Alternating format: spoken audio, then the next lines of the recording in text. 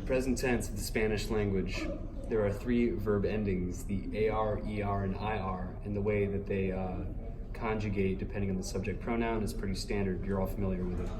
The subject pronouns are yo for I, tu for the familiar you, él, ella, and usted for he, she, and the formal you, nosotros for we, vosotros for you all, used only in Spain, and ellos, ellas, ustedes for they, and you all.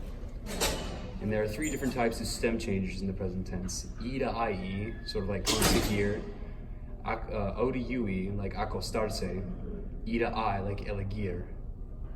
And there are many, many verbs that have irregular yo form conjugations. They fall under these endings.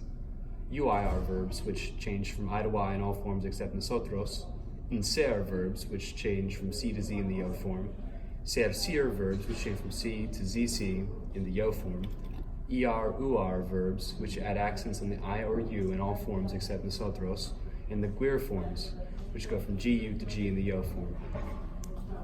There are exactly two completely irregular verbs, and their conjugations are easy to follow.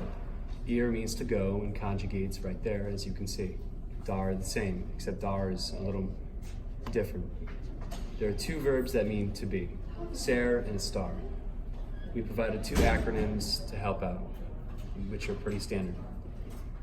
Verbs that are stem changers and irregular in the yo form are examples like corregir and conseguir, which change in ways that we just mentioned. Reflexive verbs are verbs that describe a physical reaction. They also add reflexive pronouns such as me, te, se, no, se. Some examples are acutarse, afitarse. Verbs that end in UIR are I to Y in all forms except nosotros.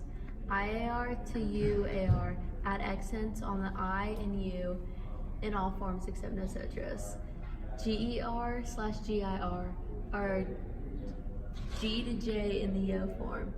GUIR are GU to G in the yo form.